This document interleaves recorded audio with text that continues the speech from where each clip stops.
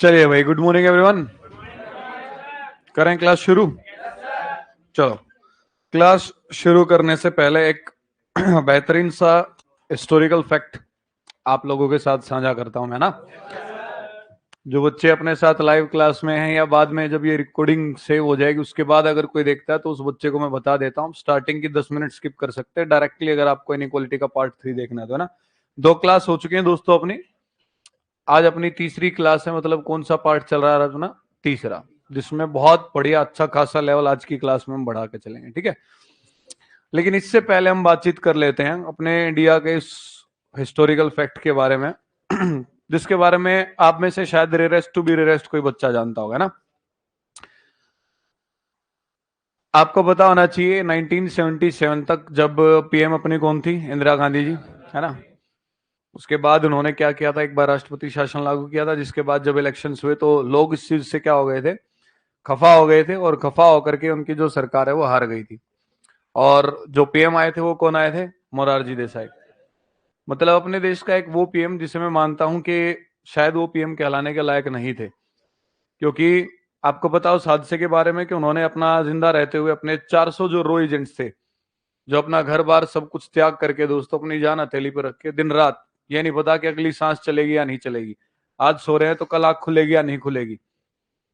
और उस समय पर तो क्या हुआ करता था, आपके पास ये पता है कि ना इतने टेलीफोनिक कनेक्शन हुआ करते थे, ना कुछ और हुआ करता था कि घर वालों तक उनकी बातचीत भी हो सके।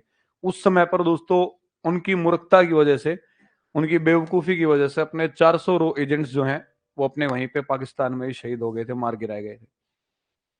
कितने बच्चे हैं जो आप में से इस चीज के बारे में, इस स्टोरी के बारे में, अपनी इस हिस्ट्री के बारे में, स्टोरी तो क्या मिथ थोड़ी ना है, हिस्ट्री है, हकीकत है, सच्चाई है, आप में से जो बच्चे जानते हैं हाथ उठाओ। ठीक है, इसको बताता हूं थोड़ा सा मैं आपको। 1977 की बात है जब ये सरकार बदली हो रही है, पीएम बने, तो उस समय पर क्या था? पूरे वर्ल्ड को ये पता था, पाकिस्तान को भी ये पता था कि इंडिया जो है न्यूक्लियर पावर अपना टेस्ट जो है पहला अच्छे से कर चुका है। और वो लगातार अपनी कोशिश कर रहे थे कि हम भी क्या बन सके? न्यूक्लियर पावर बन सके। और न्यूक्लियर पावर बनने के लिए जो इनका कादरी था, अब्दुल कादरी के नाम से इनका साइंटिस्ट था पाकिस्तान का, बहुत इंटेलिजेंट साइंटिस्ट था, उसको इन्होंने लगातार जो है नीदरलैंड भेजा था। वहां पर नीदरलैंड में जाके वो एज अ वर्कर के रूप में वो गया था कि मैं यहाँ पे काम करने आया हूँ। लेकिन वहां से उसने सारी की सारी जो अपनी पढ़ाई की और सारी की सारी जो चीजें गैदर की कि कैसे कोई भी न्यूक्लियर बॉम्ब जो है बनाया जाता है। वहां पे रह के सारी फंडिंग उसकी आईएसआई और पाकिस्तान की जो आर्मी थी वो कर ही रही थी। उसने अपने अपने अच्छे अच्छे लिंक बनाए यूरोपियन कंट्रीज के साथ, उधर से चाइना के साथ बढ़िया ताल्लुकात बनाए, और ये ताल्लुकात बनाने के बाद वहां रहते रहते उसने एक डच महिला से शादी की, एक इंग्लिश लेडी से शादी की, ताकि जितने भी वेस्टर्न कंट्रीज हैं वहां पर उसको आने जाने में दिक्कत ना हो। समझ में आई ना बात? और वहां की उठा करके उसने क्या किया? सिटीजनशिप भी ले ली। तो ये सारे एक्सपेरिमेंट जब चल रहे थे तो सबसे ज्यादा जो निगरानी इनके ऊपर थी वो निगरानी थी दोस्तों इसराइल की। इसराइल की जो मोसाद एजेंसी है, वर्ल्ड में मोस्ट डेंजरस एजेंसी जो मानी जाती है, तो मोसाद का जो है कड़ा पहरा था, कड़ी निगरानी थी, मतलब एक तरीके से इनके ऊपर एकदम गिद्ध की तरह आंख लगाए बैठे थे पाकिस्तान के ऊपर। शुरुआत से ही बहुत बढ़िया बेहतरीन एजेंसी हो रही है। तो उन्होंने इस चीज को एनालाइज किया कि ये बार बार जो है ना, इस अब्दुल कादरी को सबसे ज्यादा कंट्रीज में बार बार भेज रहे हैं, उसका रीजन कारण क्या हो सकता है। उसके बाद उन्हें पता लगा कि कादरी जब वापस आ चुका है तो वापस आने के बाद सारी डीलिंग्स हो चुकी थी यूरेनियम के लिए, जो तुम्हें पता ही है सबसे ज्यादा जरूरी होता है न्यूक्लियर बॉम्ब बनाने के लिए, और सारी चीजें इंपोर्ट भी किया जा चुका था पाकिस्तान में, फंडिंग वगैरह देकर, और सब चीज हो चुकी थी। इस फंडिंग के लिए सबसे ज्यादा जो फंड दिया था वो दिया था गद्दाफी ने।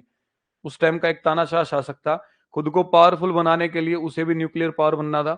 और न्यूक्लियर पावर बनने के लिए उसने क्या किया? पाकिस्तान को दोस्तों उस समय पे 400 मिलियन डॉलर की जो है क्या दी थी? मदद दी थी। उस समय पे कितनी अमाउंट हो जाती है देख लो आप। और साथ के साथ जो उसका साथ किसने दिया था? उत्तर कोरिया ने दिया था पाकिस्तान का साथ, क्योंकि उत्तर कोरिया भी, नॉर्थ कोरिया भी क्या करना चाह रहा था? न्यूक्लियर पावर बनना चाह रहा था। और ये सारी चीजें जब पता लग चुकी थी तो फिर ये जो जानकारी है मोसाद ने शेयर की तुरंत किसके साथ दोस्तों? अपनी इंडियन रो के साथ शेयर करना जरूरी था, क्योंकि जहां इसराइल को खतरा था वहां साथ साथ दोस्तों किसको खतरा था? हमारे इंडिया को भी खतरा था। अब आप सोच रहे हो कि पाकिस्तान के बनने से इसराइल को क्या खतरा होगा? भाई गद्दाफी अगर न्यूक्लियर पावर बन जाता तो सबसे पहला अटैक किसके ऊपर खतरा? इसराइल के ऊपर। भाई अगर पाकिस्तान न्यूक्लियर पावर बन जाता तो आपको ये पता है कि पाकिस्तान इतना कट्टर है, वो दूसरी बार सोचता है, हम तो फिर भी सोच लेते कि कोई बात नहीं, जैसा भी है हरामी है, अपने में से अलग हुआ अपना ही है। लेकिन वो इस चीज को नहीं सोचते। ऑब्वियस सी बात थी, अगर उस टाइम पे न्यूक्लियर पावर बन जाते तो वो तुरंत क्या है? अटैक करते अपने ऊपर। अरे हाँ, है ना। तो मोसाद ने ये जानकारी हमारी रो के साथ शेयर की, और उस समय अपने रो के जो चीफ थे उनका नाम था आर एन काओ। तो मतलब एक लेजेंड कहा जाता है अपने टाइम के, अपने समय के। जैसे आज के टाइम में अजीत डोभाल जी, तुम्हें पता है, अपने ऐसे रो एजेंट, और आज के टाइम में अपने डिफेंस सिस्टम में तुम्हें पता है नेशनल सिक्योरिटी एडवाइजर जो है यार, वो इंसान, वो शख्स लेजेंड ही है। 7 साल अकेला कराची में रह के आया, 7 साल थोड़े नहीं होते। समझ में आई बात? तो मतलब ऐसे ऐसे लेजेंड है यार, जो अपनी फैमिली से बिल्कुल दूर रहते हैं, फैमिली से बात तक नहीं हो पाती, ना अपने परिवार के बारे में सोचते, ना खुद के बारे में सोचते। और सच्चाई है, जो अपने इंटेलिजेंस के सदस्य होते हैं दोस्तों, इनका कुछ नहीं पता होता आज सोरे सुबह खुलेगी या नहीं खुलेगी, अभी सांसें चल रही है, अगले पल यहाँ से क्लास लेके बाहर में निकला मैं एक रोज इंटू, मेरी सांस चलेगी या नहीं चलेगी, कुछ नहीं पता होता। ठीक है, वो अपने हर लम्हे को अपने अच्छे तरीके से जीते, सिर्फ अपने देश के लिए। तो उन्हें जब ये खबर पता लगी तो वो तुरंत भागते हुए गए किसके पास, मेरे भाई अपने जो पीएम जी थे मोरारजी देसाई के पास, और उनको जाके बताया कि हमें मिल करके एक ऑपरेशन करना पड़ेगा मोसाद के साथ, और ये जानकारी हमारे पास आई है। और उनके पास जाने से पहले उन्होंने अपने जितने भी हीरो एजेंट्स थे दोस्तों, सबको वहां पर पाकिस्तान में क्या कर दिया, एक्टिवेट कर दिया कि भाई ऐसी खबर निकल के आ रही है और पता लगाओ जल्दी से, जो हायर प्रोफाइल हाई कॉन्फिडेंशियल तरीके से अपना न्यूक्लियर पावर बनना जा रहा है, न्यूक्लियर के जो एक्सपेरिमेंट्स कर रहे हैं, इनकी लैब कहां पर है, किस जगह पर वे अपना जो है प्रोसेस सारा जारी कर रहे हैं। वो सारे के सारे अपने रो एजेंट्स दोस्तों, भारतीयवासी वहां पर जितने भी अपने देशभक्त थे वो सारे एक्टिव हो चुके थे। जब वो गए यहाँ पे मोरारजी देसाई के पास, तो इन्होंने तुरंत क्या कहा कि भाई बात ऐसी है, इसमें इंडिया को कोई भी हस्तक्षेप करने की जरूरत नहीं, ये पाकिस्तान का इंटरनल मैटर है। पाकिस्तान बना रहा है बम तो बनाने दो, हमने भी तो बना रखा है। बनाना चाह रहा है तो उसको बनाने दो, एक्सपेरिमेंट करेगा तो अपने पाकिस्तान में करेगा, अगर कुछ नुकसान होगा तो वो पाकिस्तान में होगा, तुम्हें क्या दिक्कत वाली बात है। तो वो कुछ ऐसे कंसेप्ट के थे कि भाई दो देशों के बीच में युद्ध ना होना चाहिए, युद्ध से सुलह नहीं होती, ऐसा कुछ होता है क्या? और बार बार आपको ये पता है कि ये तो चलो ठीक है, मॉडर्न इंडिया आ चुका था, एंशियंट इंडिया से ही आपको पता लगेगा, और बीच में अपना मध्यकालीन भारत से भी, मिडिवल से भी आपको पता लगेगा, अपने कुछ शासक बीच में ऐसा है जो कुछ ज्यादा लूज थे, जो यही सोचते थे अरे शांति अमन सब कुछ है। शांति अमन सब कुछ नहीं है मेरे भाई, जब जरूरत पड़े, सामने वाला कोई गिरबान पकड़ ले और ये पता है कि तुमको मारेगा, तो हाथ उठाना भी जरूरी होता है, अपना बचाव भी जरूरी होता है। तो बार बार उनके समझाने के बावजूद भी अगर ये न्यूक्लियर पावर बन गया तो ये सबसे ऊपर अपने ऊपर छोड़ देगा बम को। ऑब्वियस सी बात, हम तो सोच के रह जाते हैं। लेकिन वहां पर उस समय पर क्या था, तख्ता पलट हो चुका था, और वहां का जो आर्मी जनरल था दोस्तों, वो वहां पर बैठा था गद्दी पे पाकिस्तान में। तो आर्मी जनरल तुम्हें पता है किस सोच के होते हैं, समझाने की कोशिश भी की सारी चीजें की, लेकिन उसके बावजूद भी वो नहीं माने, उसी दरबया नहीं माने, और इस मिशन को मना भी कर दिया मोरारजी देसाई ने कि इस ये मिशन चलाने की जरूरत नहीं है। लेकिन आपको पता है, जैसे मैंने बताया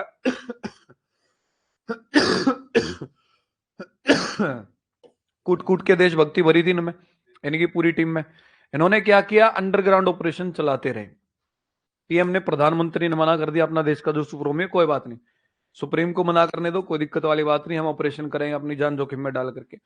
और अपने वहां जो एजेंट्स थे सारे एक्टिव होकर के, जब दोस्तों उन्होंने हाईलाइट कर लिया कि कौन कौन से वो शख्स हैं जो वहां पर न्यूक्लियर प्लांट में जाते हैं, उनको फॉलो किया गया, सारी चीज की गई। लेकिन एक पुख्ता सबूत होने के लिए, उस टाइम तो टेक्नोलॉजी इतनी ज्यादा नहीं थी ना, वो अच्छे से फॉलो करते रहे। जब अच्छे से फॉलो करते रहे तो उन्होंने क्या किया, एक चीज देखी कि जितने भी यहाँ पर जाते हैं कारीगर, ये एक जगह खाना खाने जाते हैं, एक ही जगह इनकी रिहाइश, और एक ही जगह बाल कटवाने जाते हैं बार्बर शॉप पे। तो उन्होंने क्या किया, वो जो बार्बर शॉप थी वहां पर जा करके दोस्तों किसी भी तरीके से ध्यान भटका के जो बाल गिरे रहते दुकान पे, उनको उठाया और उनके सैंपल भर करके अपने कहाँ पहुंचा दिए गए, इंडिया में।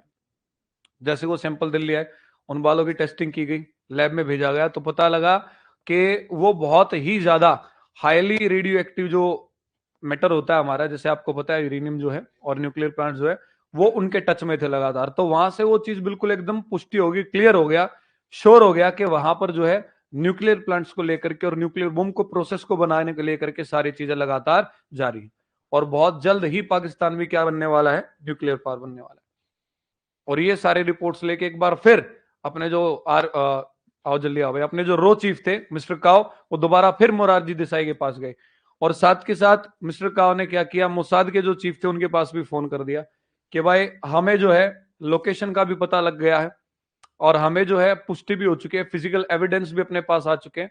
ऐसे ऐसे हमने जो हेयर से उनका कलेक्शन लिया था, और उसके बाद पता लग चुका है कि न्यूक्लियर बॉम्ब का प्रोसेस जो है बहुत आगे तक बढ़ चुका है। जो रेडिएशन निकल के आई है बालों में, उनसे ये पता लगता है कि बॉम्ब जो है बनने को तैयार है, ऑलमोस्ट तैयार है।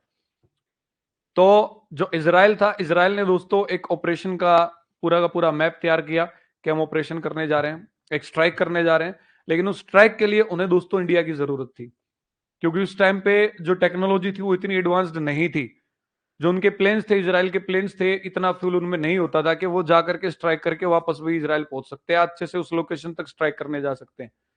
उसके लिए इजराइल को क्या चाहिए था कि वो पहले इंडिया में लैंड करते, लैंड करने के बाद दोबारा रिफ्यूलिंग होती। उस टाइम पे कौन सा एयर टू एयर रिफ्यूल कर देते थे? आज के समय में तुम पता है टेक्नोलॉजी है हमारे पास, कंट्रीज के पास, के एयर टू एयर हवा में रिफ्यूलिंग कर दी जाती है, लेकिन उस टाइम पे ऐसा कुछ भी नहीं था। उसी चीज के लिए इसराइल ने बस परमिशन मांगी कि भाई हम चाहते हैं कि इंडिया में अपने प्लेन उतार लें, रिफ्यूलिंग कर दी जाए, और रिफ्यूलिंग करने के बाद हम जो अपनी स्ट्राइक करके पाकिस्तान के इस सारे के सारे प्रोसेस को क्या कर दे, तबाह कर दे, पूरे न्यूक्लियर प्लांट को उड़ा देंगे हम। मोरारजी देसाई फिर से वही, उन्होंने क्या किया, तुरंत मना कर दिया किसको, इसराइल को, कि हम तुम्हारा इस तरीके का कोई साथ नहीं देंगे। इससे क्या होगा, दोनों देशों में तो और ज्यादा कटुता आ जाएगी, दोनों देश आपस में और ज्यादा लड़ेंगे। और उठा करके रही सही कसर तब पूरी करी जब आर्मी चीफ के पास पाकिस्तान में फोन कर दिया, और फोन करके कहा कि तुम्हारी सारी बातों का हमको पता है, कौटा नामक की जगह पे तुम्हारा वहां पर जो है न्यूक्लियर प्लांट बनाया जा रहा है, सारे के सारे प्रोसेस किए जा रहे हैं। उस आर्मी चीफ के पैरों के नीचे से जमीन निकल गई।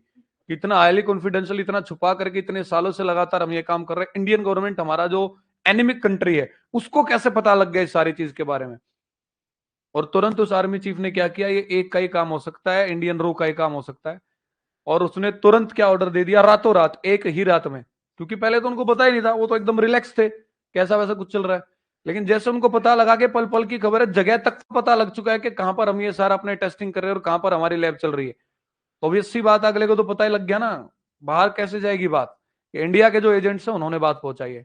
और तुरंत दोस्तों ऑर्डर दिया गया, पूरी टीम बुला के, पूरी आर्मी के ऑफिसर्स को बुला करके और आईएसआई के बुला करके, कि जितनी भी इंडिया में कॉलिंग की जा रही है, जहां से भी की जा रही है, रातों रात सबको उठा लिया जाए।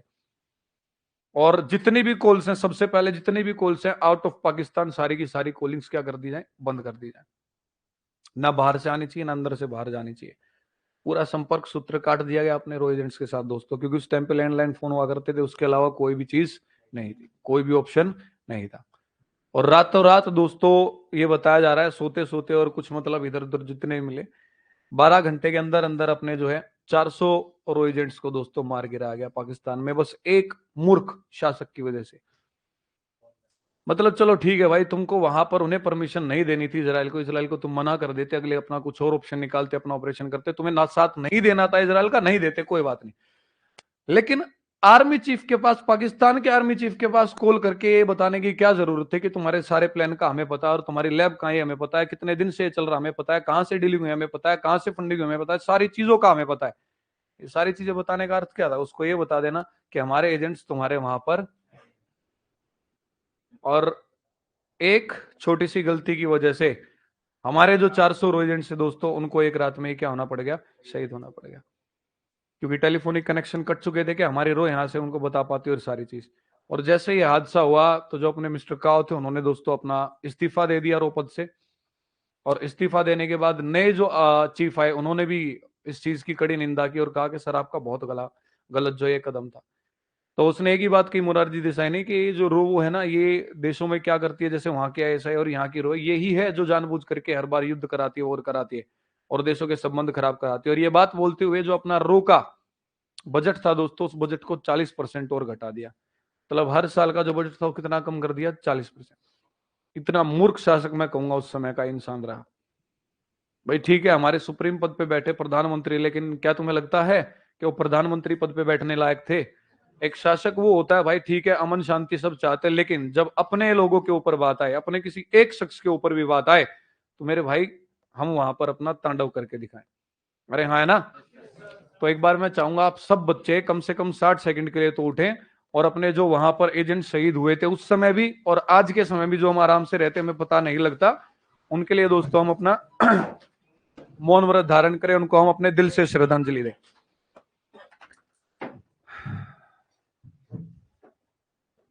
दिल से दुआ करो भाई, जितने भी हमारे रो एजेंट्स आज भी जहां भी अपने देश के लिए जो भी काम करते हैं, भगवान उन्हें हमेशा जो है सेफ रखे, हमेशा उनकी प्रोटेक्शन करे।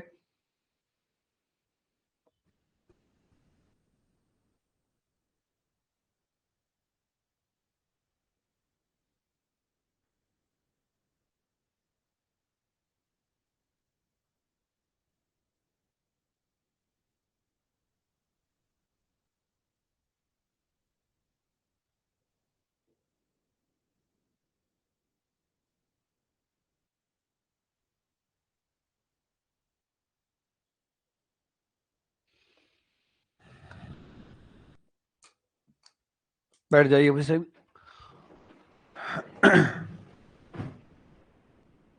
और इसीलिए जैसे मैं बताता भी रहता हूँ अपने बैचेज में, अपनी तरफ से मैं हमेशा ये कहता हूँ कि भाई अगर आपकी फैमिली में आप 2 भाई हैं या 3 भाई हैं तो मैं आपको हमेशा सजेस्ट करता हूँ आप डिफेंस में जरूर जाओ।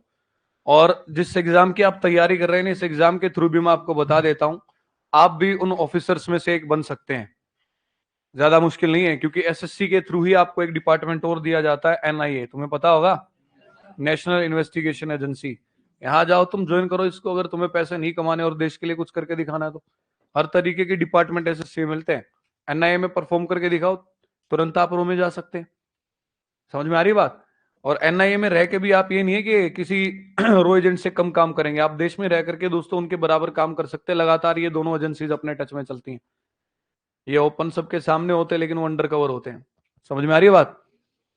और हमेशा जब भी आप सोते हो या जब भी आप सुबह उठते हो, मैं तो आपसे यही कहूंगा, अपने लिए तो सब दुआ करते हैं, अपने लिए तो सब कुछ मांगते हैं, लेकिन कोशिश किया करो कम से कम 1-2 बार तो महीने में किसी और के लिए भी कुछ मांगो। और मांगो तो हमेशा उनके लिए जिनकी वजह से आज हम यहाँ बैठ के अपनी आराम से जिंदगी जीते हैं। समझ में आ रही बात या नहीं आ रही है। और रही सी कसर ये है कि जो न्यूक्लियर पावर पाकिस्तान भी बन चुका है, बहुत जल्दी ही आपको पता लगेगा आने वाले समय में कि जितने भी न्यूक्लियर बॉम्ब्स पाकिस्तान के पास हैं उन सबको सीज कर दिया जाएगा। सारे के सारे उससे छीन लिए जाएंगे और सारे के सारे न्यूट्रलाइज कर दिए जाएंगे बहुत ही जल्द। ये न्यूज भी तुमको आने वाला इस 1 साल में, मैक्सिमम 1.5 साल में पता लगने वाली है। ठीक है ना। चलो, फिलहाल अपनी क्लास पे आ जाते हैं वापस दोस्तों। हम इनइक्वालिटी का पार्ट 3 आज हम पढ़ने वाले हैं। शुरुआत की जाए। लास्ट क्लास में मैंने आपको इधर और के केस बनाने सिखाए थे। एक एग्जांपल ले लेता हूं, उसके बाद मैं लेवल बढ़ाऊंगा आगे तुम्हारा।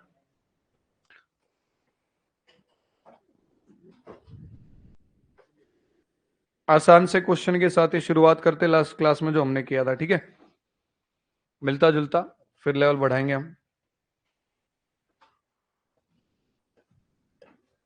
और इस चीज के बारे में मुझे बस इसलिए याद आई कि जो अपने RN काओ जी थे, उनका जो देहांत हुआ था वो 20 जनवरी को हुआ था। जनवरी के महीने में ही वो नहीं रहे थे। ठीक है, बिल्कुल। जो अपने रो के एजेंट्स हैं उन्हें बराबर इज्जत मिलनी चाहिए भाई। लाइव जो बच्चों वही कह रहे हैं कि जो आर्मी को इज्जत मिलती है उनको भी मिलनी चाहिए, बल्कि उनसे ज्यादा मिलनी चाहिए। क्योंकि हाल फिलहाल अगर हम बात करते हैं तो जितने भी अपने आर्मी पर्सनल से आर्मी वाले हैं, वो टेक्नोलॉजी आ चुकी है, लगातार फैमिली के टच में भी रहते हैं, छुट्टियां भी जाते हैं, सारी चीज। लेकिन रो एजेंट्स तो वो होते हैं जो भाई एकदम बिल्कुल घर परिवार से दूर दराज, और घर वालों को ये नहीं बता सकते कि हम क्या काम कर रहे हैं क्या नहीं कर रहे हैं, है कि नहीं।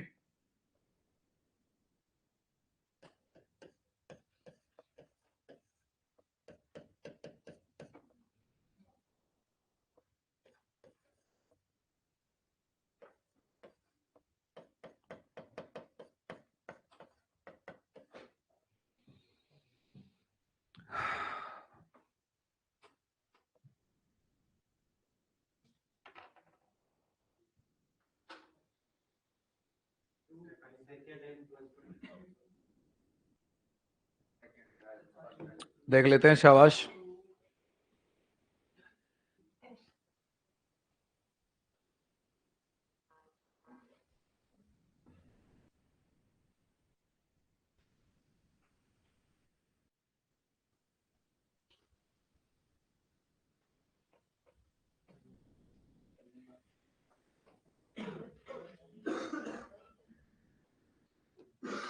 चेक करें। यहां आप कहेंगे सर ये कह रहा पी से चलो और कहां तक पहुंच के दिखाओ, एस तक। अकेला ग्रेटर देन का साइन होने का मतलब है रास्ते में किसी भी एक जगह इक्वस टू को क्या करना है, ड्रॉप। हम कहेंगे दोस्तों पी से क्यू जा सकते हैं, इक्वस टू साथ में चला है। क्यू से आर आ सकते हैं, इक्वस टू साथ में चला है। आर से एस आ सकते हैं, इक्वस टू साथ चला है। तो हम कहेंगे देखो सर पी से एस पहुंच तो रहे हैं लेकिन ये बराबर का साइन जो है ना साथ में चल रहा है फ्री में ना। तो इन्फॉर्मेशन बन क्या है कि पी या तो बड़ा है या बराबर है किसके, एस के। तो जब जानकारी है कि या तो वो बड़ा है भाई या बराबर है, दोनों में से एक काम है, तो अकेला ये बोल देना कि पी तो बड़ा ही होगा, इससे वो क्या हो जाएगा, गलत। यहां पर ये बोल देना पी तो बराबर है इसके, वो भी क्या हो जाएगा, अरे हाँ है ना। लेकिन आपको ये पता है या तो बड़ा या बराबर एक काम होगा ही होगा। तो या तो बड़ा या बराबर दोनों में से एक काम होगा, या तो पहला या तीसरा। तो इसका मतलब हम जो है सबसे पहले ये जो इधर और बन रहा है इसको बना लेते हैं। किसमें बन रहा है? या तो एक या फिर किसमें बन रहा है? तीन, है ना। इंग्लिश में आप क्या कहेंगे? आइदर वन और थ्री। और दूसरी बात, आप यहां सेकंड को चेक करेंगे तो आपको क्या कह रहा है? वी से चलो और कहां तक पहुंच के दिखाओ? आर। अकेला साइन स्मॉलर या ग्रेटर का आता तो इसका मतलब रास्ते में किसी भी एक जगह कुछ को क्या करना है? ड्रॉप। चलो चलते हैं वी से आर की ओर। क्या मैं वी से यू आ सकता हूं? लेकिन इक्वस टू चल रहा है यू से टी आ सकता हूं। इक्वस टू चल रहा है टी से एस आ सकता हूं। इक्वस टू को क्या कर दिया है? ड्रॉप। और एस से आर भी आ सकते हैं। तो वी से आर पहुंच गए। क्या हो जाएगा दोस्तों? बिल्कुल सही। तो आपका आंसर क्या होगा कि सर सेकंड तो बिल्कुल सही है, कोमा या तो एक या तीन। इंग्लिश में अगर आप कहेंगे तो आप कहेंगे sir second is absolutely correct, comma either one और थ्री। अरे हाँ, है ना, आइदर वन और थ्री। ये लो भाई, आगे बढ़े। चलो, ये सबसे बड़ी समस्या रहती है ना ऑनलाइन कोर्स में भी, लाइव कोर्स में। इसलिए मैं ज्यादातर बच्चों को तो सजेस्ट करता हूँ ऑफलाइन आओ, उतना ही बेहतरीन रहता है। अब जितने बच्चों ने ऑनलाइन कोर्स ले रखा है उनमें से 20% बच्चे हैं जो साथ में लाइव पढ़ रहे हैं, तैयारी कर रहे हैं। सिर्फ 20% बच्चे कंटिन्यूटी बना ही नहीं पाते हैं। आप लोग क्या कह रहे हो? चलो अभी बढ़े आगे। इसे भी मैं हटा देता हूं यहां से। ये लो, आगे बढ़ रहे हैं हम। अगला क्वेश्चन लिखिए आप। P बड़ा बराबर है Q से, Q बराबर बड़ा है R से, R बड़ा बराबर है इसके, S बराबर है T के। T छोटा है U से, U छोटा बराबर है V के, V छोटा है X से। कंक्लूजन्स देख लेते हैं वो आपको क्या कह रहा है। पहले कंक्लूजन में कह रहा है कि P जो है वो बड़ा है या बराबर है V से। सेकंड में कह रहा है P जो वो छोटा है V से। थर्ड में आपको कहा गया है दोस्तों कि P जो है ना वो बड़ा है T से। ये तीन कंक्लूजन है, इन्हीं को चेक करो।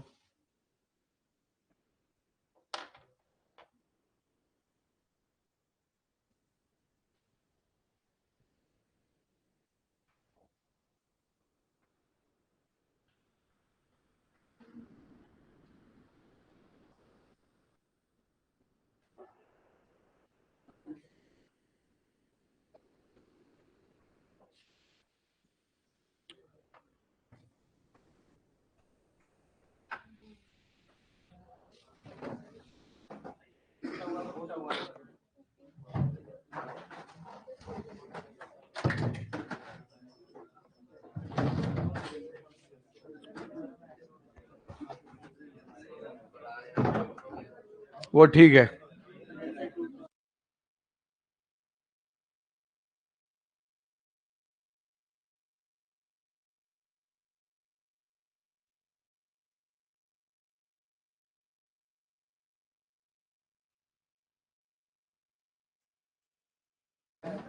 चलो वही चेक करें क्या आंसर आ रहा है इस क्वेश्चन का, ये बताओ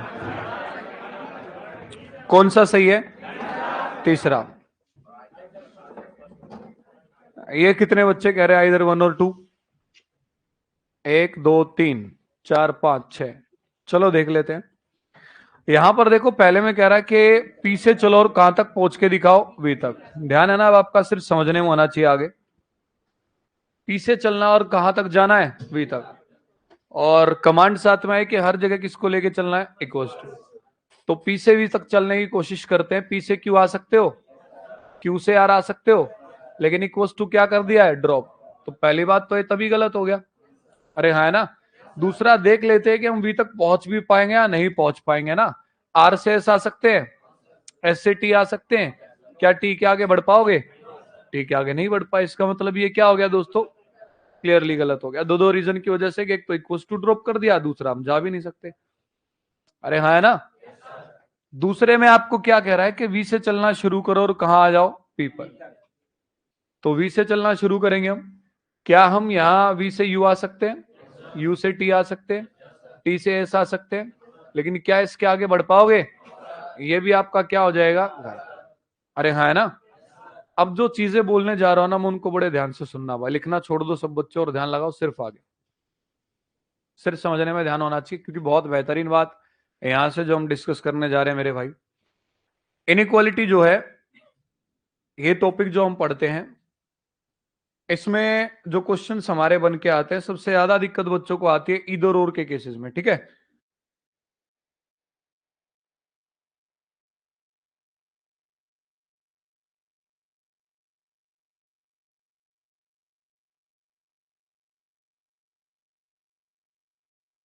देखो, तो सबसे ज्यादा दिक्कत कौन करते हैं? इधर और के केस। और इधर और के केस इसमें दो ही तरीके से बनते हैं। एक, जो अब तक की क्लास में मैंने आपको सिखाया कि कैसे बन रहा था, कि जो जानकारी बन रही थी हमारे पास उसी को दो टुकड़ों में अलग अलग दे रहा था, तो हम क्या बना रहे थे उसमें? इधर और, है ना। और दूसरा तरीका क्या होता है? देखो, यहां पर आप मुझे एक छोटी सी बात बताएं, क्या हम पी से वी तक पहुंच पाए थे?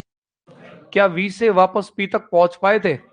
तो हम कहेंगे देखो दोस्तों, पी और वी का हमारे पास कोई भी रिलेशन, कोई भी जानकारी नहीं, नहीं है ना, कि पी बड़ा है या वी बड़ा है या दोनों बराबर है। कुछ पता आप लोगों को? और जब नहीं पता है तो मुझे बताओ, पी और वी के बारे में मैक्सिमम कितनी पॉसिबिलिटीज बनती है, कितनी संभावनाएं बनती हैं? तीन ही बनती हैं। पहली संभावना क्या बनती है? कि पी बड़ा हो सकता है किससे? वी से। दूसरी हो सकती है पी छोटा हो सकता है किससे? तीसरी हो सकती है पी बराबर होगा किसके? क्या इसके अलावा कोई और चीज बनती है क्या? कोई भी चौथी चीज इसके अलावा मुझे बता दो। मतलब इन तीन में से दोस्तों एक काम होगा ही होगा, या तो पी बड़ा होगा वी से, या छोटा होगा, या क्या होगा? बड़ा। इन तीन के अलावा कोई और चीज बन सकती है क्या? तो यहां पर आप देखो, जब इसको गलत कर रहे हो तो आप कह रहे हो पी बड़ा नहीं है वी से, पी बराबर नहीं है वी से। क्या कर दिया आपने? इसको गलत, मतलब ना तो बड़ा ना बराबर। फिर आपने इसको भी गलत कर दिया कि पी छोटा नहीं है वी से। तो आप कह रहे हो पी ना तो बड़ा ना बराबर ना छोटा, फिर है क्या मेरे भाई? जिसमें से आपको ये पता है कि इन तीनों में से दोस्तों एक काम होगा ही होगा। अरे हाँ, है ना। तो इसका अर्थ हम क्या करते हैं? इन दोनों चीजों को मिलाते हैं, और मिला करके हमें ये पता है कि भाई साहब एक काम होना है तो पी बड़ा या बराबर या छोटा। और जब इनमें से एक काम होना ही होना है, तो हमें ये नहीं पता कि ये होगा या ये होगा, तो हम दोनों को मिला करके क्या कह देंगे सर? या तो पहली बात ठीक हो सकती है या दूसरी। अरे समझा नहीं समझे? यहां पर भी आपका क्या बन के आ जाता है दोस्तों? इधर और। क्लियर है? जैसे मैं आपको दो नाम लिख देता हूं, प्रैक्टिकल एग्जांपल्स कुछ ज्यादा बच्चों को समझ में आते हैं। ये लो, मैंने लिख दिया सोनू और मोनू। बताओ इनमें उम्र में बड़ा कौन है मेरे भाई?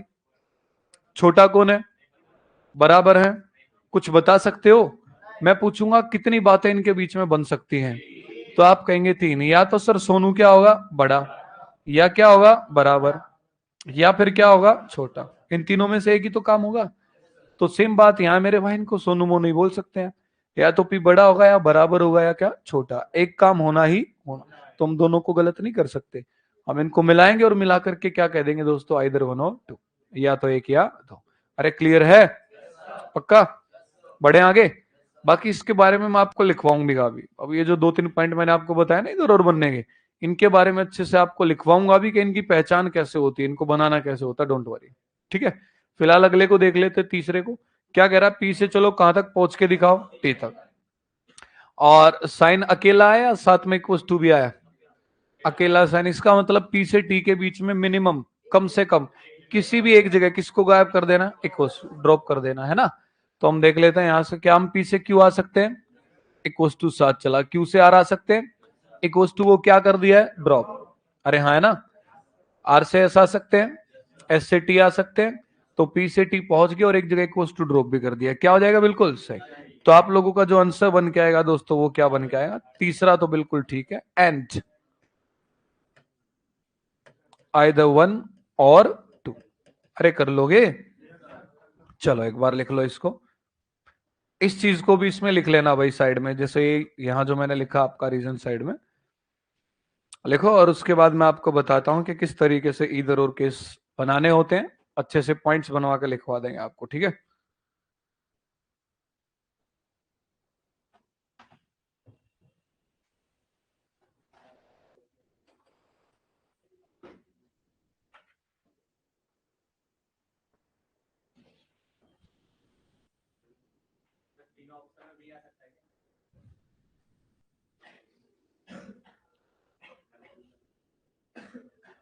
तीन ऑप्शन बी इसमें क्या है? हाँ, बी। हाँ। हम्म।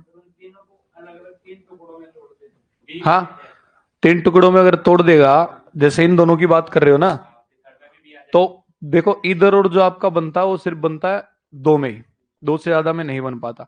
तो तीन में अगर अलग अलग आता है तो वो तीनों गलत हो जाते हैं। ठीक है, इस तरीके से।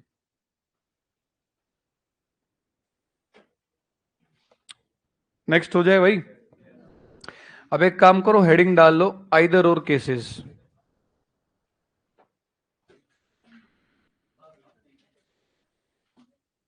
हेडिंग आप लोग क्या डालेंगे? इधर और केसेस।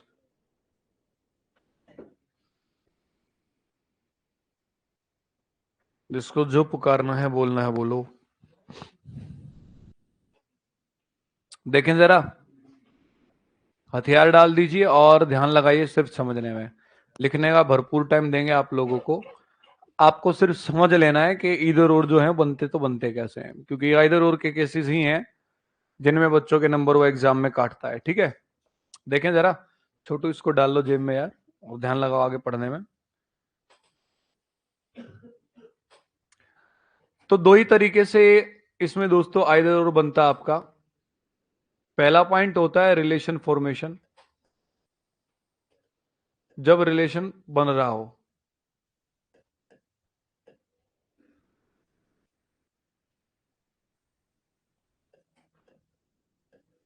जब संबंध दिया हो। ठीक है। और दूसरा जो आपका पॉइंट बन के आता है इसमें, वो आता है नो रिलेशन फॉर्मेशन। बहुत अच्छे से समझेंगे इन चीजों को, बस आपका ध्यान समझने में आगे बोर्ड पे होना चाहिए, अभी लिखने में नहीं। जब कोई संबंध ना हो। ठीक है। हाँ देखो, अब दोनों में डिफरेंस क्या है, अंतर क्या है, चीज देखिएगा समझिएगा जरा, कि कैसे रिलेशन दिया होता है और कैसे रिलेशन नहीं दिया होता। जैसे यहां मैं स्टेटमेंट ले रहा हूं, ए बड़ा बराबर है बी के, बी बड़ा बराबर है सी के, सी बराबर है डी के, डी छोटा ई से, ई छोटा बराबर एफ के। ठीक है। और यहां जो कंक्लूजन दिए गए, पहले में आपको देता है कि ए बड़ा है डी से, दूसरे में आपको देता है ए बराबर है डी के। तो ये तो एकदम आसान है, सिखा रखा आप लोगों को, हाँ है ना।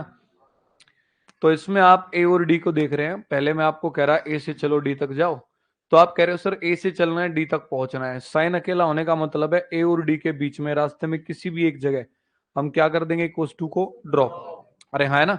तो हम चलते हैं, ए से बी आ सकते हैं, इक्वस टू 7 चला है। फिर हम कहेंगे बी से सी आ सकते हैं, इक्वस टू 7 चला है। फिर आप कहेंगे सी से डी आ सकते हैं, इक्वस टू 7 चला है। तो हम कहेंगे देखो सर हम ए से डी तक पहुंच तो रहे हैं, लेकिन हर जगह साथ में क्या चला है, इक्वस टू, साथ में लगाना पड़ेगा। तो आपके पास जो संबंध बन के आ गया, रिलेशन फॉर्मेशन हो गई किसके बीच में, ए और डी के बीच में। और जो रिलेशन बन के आया वो क्या बन के आया कि ए या तो बड़ा है या बराबर है किसके, डी के। तो इसलिए इसको नाम दिया हमने क्या, कि जब रिलेशन फॉर्मेशन होता है मतलब आपके पास जानकारी होती है, और उस जानकारी को वो दो अलग अलग टुकड़ों में लिख देता है, एक में लिख रहा है बड़ा और एक में क्या लिख रहा है, बराबर। इसी को तो लिखा है। अरे हाँ है ना। तो आप इन दोनों को मिलाते और आप इन दोनों को मिला करके क्या बोल देते हैं मेरे भाई, या तो एक या दो। अरे समझा नहीं समझे, ये तो सबको क्लियर होगा। दूसरे पे चलें। ओके। सेकंड की अगर आप बात करते हैं, तो सेकंड जो आपका बन के आता है ना, वो आपका नो रिलेशन फॉर्मेशन किस तरीके से। भाई मान के चलो, कह रहा पी बड़ा बराबर है क्यू से, क्यू बड़ा बराबर है आर के, आर बराबर एस के, एस छोटा है टी से, टी छोटा बराबर यू के, यू छोटा है वी से। अब यहां पर ये जो पहला कंक्लूजन लिख रहा है उसमें लिख रहा है पी जो है वो बड़ा बराबर है वी से, दूसरे में लिख रहा है पी जो है वो छोटा है किससे, वी से। तो यहां पर अब आप क्या कर रहे हैं, अब आप चलने की कोशिश कर रहे हैं।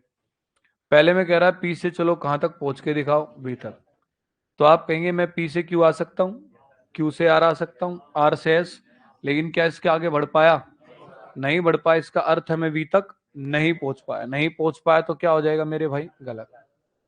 दूसरे में आपको क्या कह रहा है, वी से चलो कहां तक पहुंच के दिखाओ, वी तक। तो आप चलना शुरू करेंगे वी से। क्या आप वी से यू आ सकते हैं, यू से टी आ सकते हैं, टी से एस आ सकते हैं, एस से आर आ सकते हैं, लेकिन क्या आप आर के आगे बढ़ पाएंगे? ये भी आपका क्या हो गया? गलत। लेकिन एक चीज आपने देखी, महसूस की कि सर यहां भी पी और वी की बात कर रहा है और यहां भी पी और वी की। अरे हाँ, है ना। इसमें हम पी से वी की ओर नहीं पहुंच पाए और वापस वी से पी की ओर भी नहीं पहुंच पाए, ना तो इधर से जा पाए ना इधर से वापस आ पाए। इसका मतलब हम कहेंगे सर हमारे पास पी और वी की कोई भी इंफॉर्मेशन नहीं, पी और वी का कोई भी रिलेशन नहीं बन रहा, हमारे पास उनकी कोई भी जानकारी नहीं।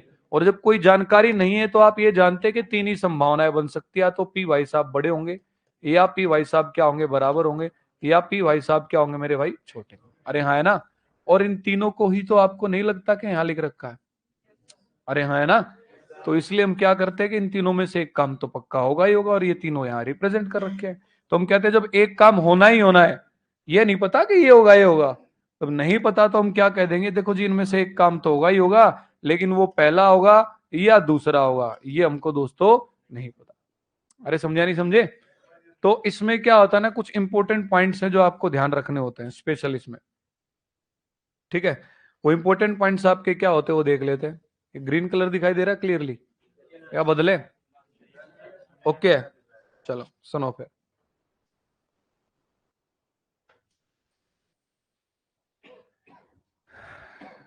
ये लेके देखते हैं, ये ठीक है ना? Okay sir. तो इसमें क्या होता है, स्पेस मेरे पास थोड़ा कम है, ये लिखने के बाद आपको हेडिंग डालनी, डलवा दूंगा मैं इंपॉर्टेंट पॉइंट्स। ठीक है, तो सबसे पहला जो पॉइंट होता है, स्टेप बाय स्टेप चलना आपको इनमें। समझ में आ रही बात? सबसे पहला पॉइंट ये होता है कि बोथ एलिमेंट्स, या इंग्लिश में मैं बोल के लिखवा दूंगा, हिंदी मीडियम के ज्यादा बच्चे, हिंदी मीडियम के कितने हैं? सारे ही तकरीबन हिंदी मीडियम के हैं।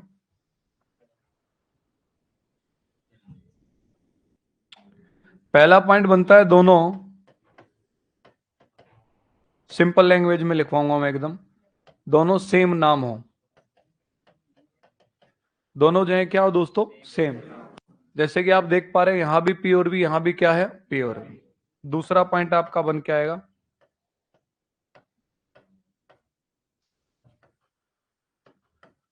दोनों के बीच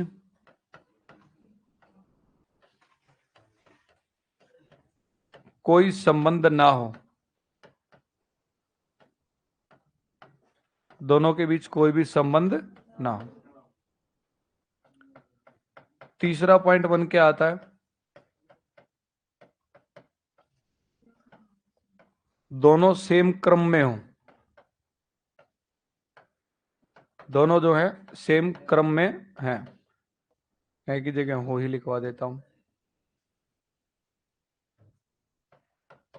सेम क्रम का मतलब है यहां पहले क्या आया है, बाद में क्या है, यहां भी पहले क्या है, बाद में क्या है, ये सेम क्रम, सेम सीक्वेंस। समझ में आ गई बात कि दोनों सेम सीक्वेंस में हो। और लास्ट जो 4 पॉइंट बन के आया वो बन के आया, तीनों चिन्ह हो। तीनों चिन्ह बोले तो साइन होने चाहिए, तीनों साइन दोस्तों होने चाहिए। हिंदी की राइटिंग मेरी थोड़ी ज्यादा खूबसूरत है भाई, तो मैनेज कर लीजिएगा, कुछ चीज ना समझ में आए तो। तीनों साइन क्या आपके? ग्रेटर, इक्वल या फिर स्मॉल। समझ रहे हो? एक बार इसको लिखो फिर और अच्छे से एक्सप्लेन कर देते हैं, ठीक है? इंग्लिश मीडियम वाले बच्चे भी यहां तक तो लिख लो, फिर इन पॉइंट्स को जो है मैं इंग्लिश में लिखवा दूंगा आप लोगों के। गुड, लिखो भाई चलो।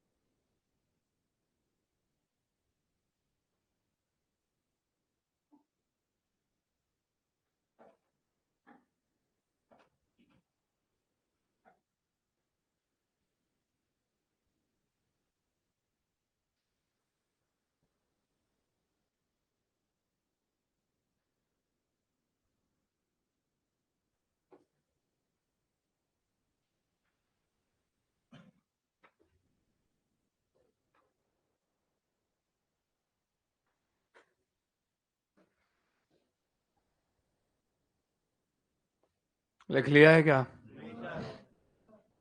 लिखो भाई, बाकी बच्चे भी जल्दी।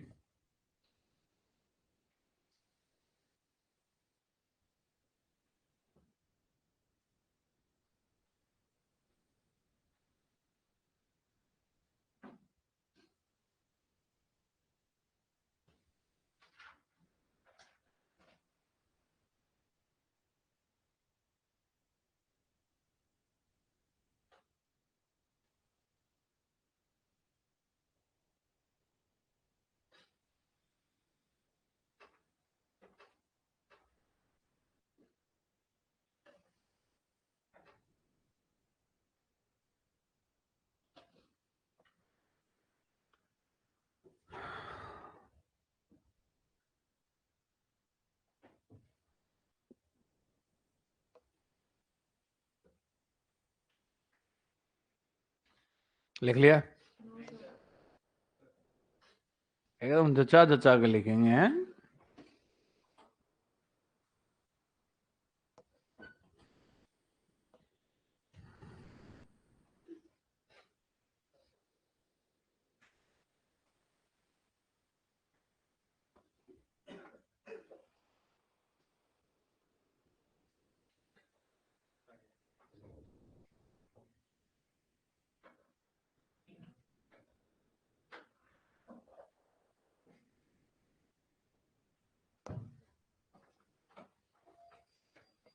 मिटा दे? कितने बच्चे जो कह रहे हैं कि सर एक बार रिपीट कर दिया जाए? चलो, जो पॉइंट्स आपको लिखवा है ना, इसको अच्छे से एक्सप्लेन कर देते हैं, ठीक है भाई? ये तो इसमें तो मेरे ख्याल से आपको कोई दिक्कत होगी नहीं, है ना?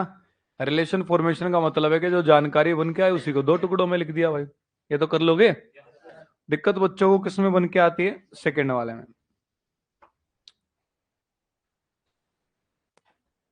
जल्दी बैठो भाई। हमने मैसेज डाला तो था ग्रुप में 10 बजे से करेंगे आज क्लास। छोड़ आते यार उसको हमारे लिए, हैं? सारी बेवफाई हमारे हिस्से में लिखी है क्या? चलो आगे बढ़ जाते हैं हम। आज कल जो आपको सिखा गया था, इसमें इधर और के केस को सिखा दिया गया था, ठीक है? इसमें एक नए तरीके से इधर और बनते हो, क्या बनते देखो जरा। कि जब कोई रिलेशन फॉर्मेशन नहीं होता, पहले मैं कह रहा पी से वी तक जाना है, पी से क्यू, क्यू से आर, आर से एस, एस के आगे बढ़ पाओगे क्या? तो नहीं पहुंच पाए वी तक हम। दूसरे में आपको कह रहा वी से चलना है, कहां तक आना है? पी तक। तो आप आए इधर से वी से यू, यू से टी, टी से एस, एस से आर, लेकिन आगे बढ़ पाए क्या? तो ना तो आप पी से वी तक पहुंच पाए, ना वी से पी तक। मतलब ये है कि हमारे पास पी और वी की कोई भी जानकारी नहीं। इसलिए हमने क्या लिखा? जब कोई संबंध ना हो। तो पी और वी के बीच में कोई संबंध नहीं बना। और जब पी और वी के बीच में कोई संबंध नहीं बन रहा है, तो कितनी संभावनाएं हो सकती हैं? बस तीन। कौन सी तीन? या तो पी बड़ा होगा वी से, या फिर क्या होगा? बराबर, या फिर क्या होगा? छोटा। तीनों में से एक काम तो होना ही होना है। अरे हाँ, है ना? और तीनों में से जब आपको पता है एक काम तो होगा ही होगा, और इन्हीं तीनों कामों को यहां लिख रखा है, या तो पी बड़ा है, या बराबर है, या क्या है? छोटा। और हमें पता है इन तीन में से एक काम होना ही होना है, तो हम क्या करते हैं? दोनों को तो गलत कर नहीं सकते। हम कहते हैं या तो एक या दो, या तो पहली बार ठीक हो सकती है या दूसरी। समझ में आ गया? और इसके लिए पॉइंट्स जो हमने लिखे हैं वो क्या लिखे हैं, सर बच्चों को एक्सप्लेन कर देते हैं कि भाई दोनों सेम नाम होने चाहिए। तुम देख पा रहे हो पी और बी, यहाँ भी क्या है? पी और बी। कोई संबंध उनके बीच में नहीं होना चाहिए। इधर से यहां गए, नहीं पहुंच पाए, इधर से भी नहीं पहुंच पाए। नहीं पहुंचने का मतलब है दोनों किनारों से कि सर इनके बीच कोई संबंध नहीं है। अरे हाँ, है ना? ये पॉइंट भी वैलिड हो गया, ये भी हो गया। फिर इसके तुरंत बाद आपको देखना है कि दोनों सेम सीक्वेंस में, सेम क्रम में है या नहीं है। तो आपने देखा पहले पी बाद में वी, पहले पी बाद में वी, तो दोनों सेम सीक्वेंस में, क्रम में। अरे हाँ, है ना? फिर आप लास्ट पॉइंट देखेंगे कि क्या तीनों साइन वहां पर हैं, तीनों चिन्ह हैं। तो आप देखेंगे तीनों चिन्ह बड़ा, बराबर और छोटा। तो यहां देख पा रहे हैं बड़ा, बराबर और छोटा। और ये चारों पॉइंट्स अगर आ जाते हैं तो आप इनको मिला करके क्या बना देते हैं? आपका इधर वन और। अरे कर लोगे? बढ़े आगे। चलो, आप फोटो ले लीजिए इसकी। हाँ, यूट्यूब पे डालें इसको? चलो ठीक है, डाल देंगे। और बताओ यार, तुम बेवफा हो, हम नहीं हैं। मिटा दें?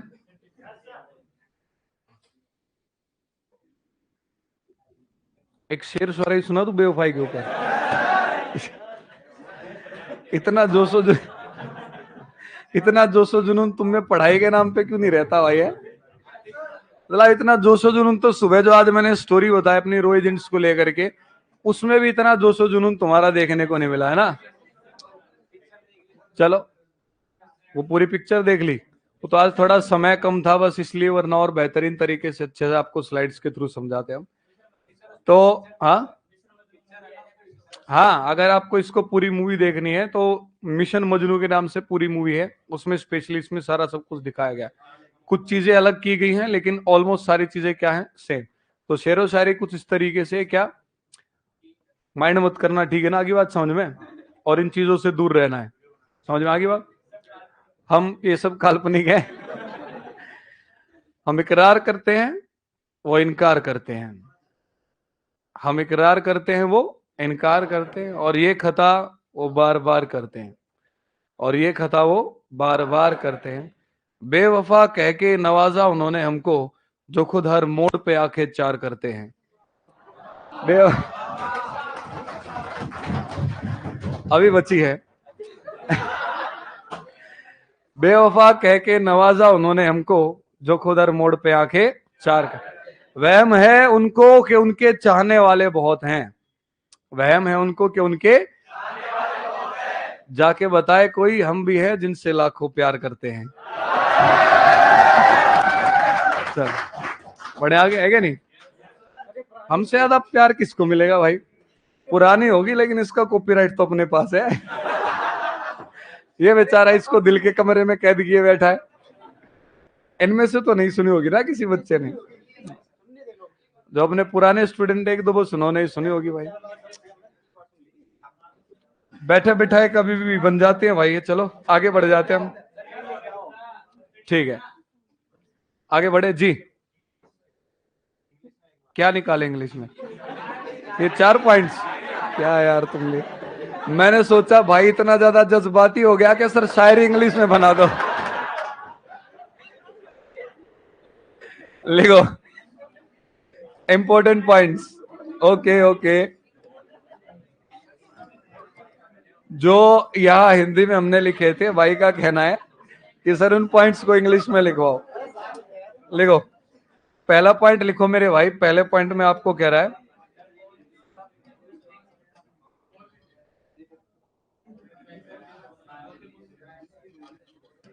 Both elements must be same. Elements मतलब जो नाम आए हैं, ठीक है। दूसरे में आपको कह रहा है नो रिलेशन फॉर्मेशन। अरे बातें नहीं भाई, कोई भी रिलेशन नहीं बनना चाहिए मेरे भाई। तीसरे में आपको कह रहा है बातें नहीं, both elements must be in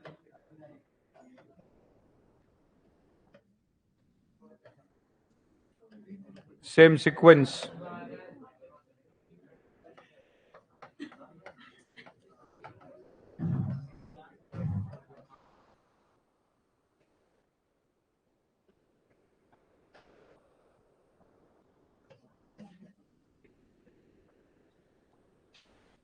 ये लो चारों रंग बिरंगे पॉइंट अपने लिख लो तुम।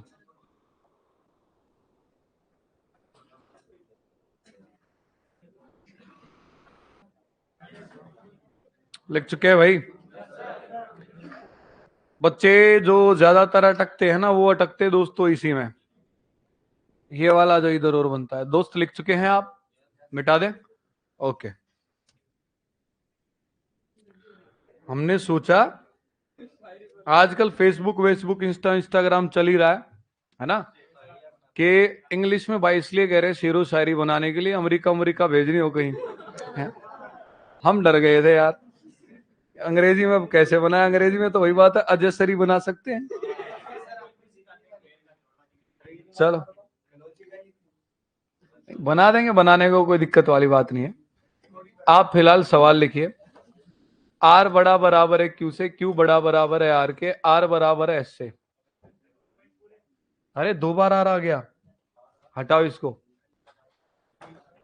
यहां लिखो z, ये छोटा है t से, t छोटा बराबर है u से, u छोटा है a से, a छोटा है b से।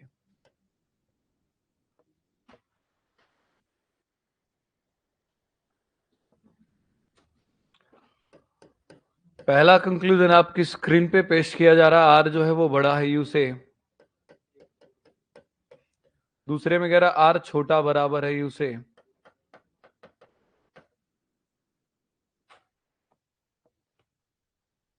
b जो है वो बड़ा बराबर है इसके।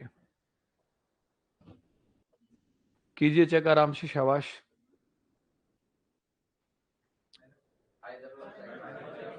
देख लेते हैं, देख लेते हैं।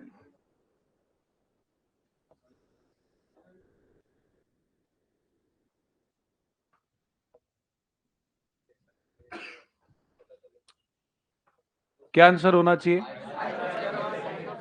पक्का? देख लेते हैं कितने बच्चे हैं जिनका आंसर अभी तक नहीं आया है।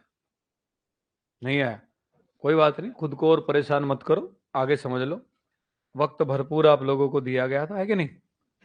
पहले मैं आपको कह रहा आर से चलो और कहां पहुंच के दिखाओ, यू पे। तो हम आर से क्यू आगे, रास्ता खुला था, क्यू से जेड आगे खुला था, जेड से एस भी आगे, लेकिन क्या इसके आगे बढ़ पाएंगे? तो इसका मतलब दोस्तों हम आर से यू तक नहीं पहुंच पाए, क्या हो जाएगा? गलत। नेक्स्ट में कह रहा है अब की बार यू से चलना शुरू करो और कहां तक पहुंच के दिखाओ, आर तक। तो यू से चलना, आर तक आना मेरे भाई। क्या मैं यू से टी आ सकता हूं? टी से एस आ सकता हूं? एस से जेड आ सकता हूं? जाना आर तक है, लेकिन क्या जेड के आगे बढ़ पाएंगे? क्या हो जाएगा मेरे भाई? गलत। फिर एकदम मैंने देखा कि यहाँ पे आर और यू और यहाँ भी क्या है? R U. देखो चारों पॉइंट्स को याद करो। पहला पॉइंट था दोनों नाम क्या होने चाहिए इससे, आर यू सेम है। दूसरा पॉइंट था कोई रिलेशन ना हो। तो हमने देखा आर से यू नहीं पहुंच पाए, यू से आर नहीं पहुंच पाए, कोई रिलेशन नहीं बन पाया। तीसरा पॉइंट था दोनों होने चाहिए सेम सीक्वेंस में, क्रम में। तो पहले आर बाद में यू, पहले आर बाद में यू, सेम सीक्वेंस में है। फिर लास्ट पॉइंट था कि तीनों साइन होने चाहिए। तीनों साइन का अर्थ है यहाँ पर देखो छोटा या बड़ा, बड़ा, फिर यहाँ छोटा, साथ में बड़ा। बराबर के साइन को यहाँ फेंक देता, यहाँ फेंक देता, कोई दिक्कत वाली बात नहीं है। ग्रेटर के साथ आए स्मॉलर के, तीनों साइन आने चाहिए। तो आपने देखा सर बड़ा भी है छोटा भी बराबर है, तीनों साइन आ गए, इसका मतलब इनमें से एक काम होगा ही होगा। तो अपने को क्या बनाना पड़ेगा इसमें दोस्तों? या तो एक या दो। इंग्लिश में अगर आप कहोगे तो आइदर वन और टू। अरे हाँ, है ना? तीसरे को चेक करो, कह रहा है बी से चलो कहां तक पहुंचो, एस तक। सात के साथ इक्वल्स टू आने का मतलब क्या है? कि बी से एस तक तो जाना है, हर जगह किसको लेके चलना है? Equals to. तो बी से चलना शुरू करते हैं हम। बी से ए आए, लेकिन क्या इक्वल्स टू लेके चले? जब इक्वल्स टू लेके ही नहीं चले तो दोस्तों तुरंत क्या हो गया? गलत। आगे चेक करके टाइम वेस्ट करने की जरूरत हमको नहीं। अरे समझ में आ गया है? कर लोगे? बहुत आज के लिए। देखो मैंने आपका जो बेसिक्स था और जो एडवांस था इसका वो अच्छे से तैयार करवा दिया इनइक्वालिटी का। अब जो बची है इसकी, वो आपकी क्या बची है? प्रैक्टिस।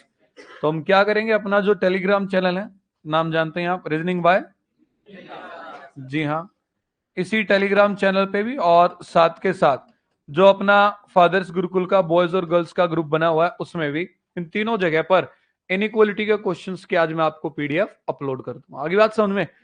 आपको कल संडे है, छुट्टी है, एकदम फ्री डे है, तो उसमें सारे क्वेश्चंस इनइक्वालिटी के ट्राई करके, जितने भी क्वेश्चंस है। समझ में आ गई बात? उसके बाद फिर आपको और बढ़िया एडवांस लेवल पे लेके जाएंगे कि जब आप मेंस में बैठते तो फिर क्वेश्चन कैसे आते हैं, बैंकिंग में बैठते तो फिर क्वेश्चन कैसे आते हैं। समझ में आ गई बात? चलिए, तो आज की क्लास को दोस्तों यही करते हैं हम समाप्त। मिलते हैं एक छोटे से ब्रेक के बाद अपनी नेक्स्ट क्लास में, ठीक है?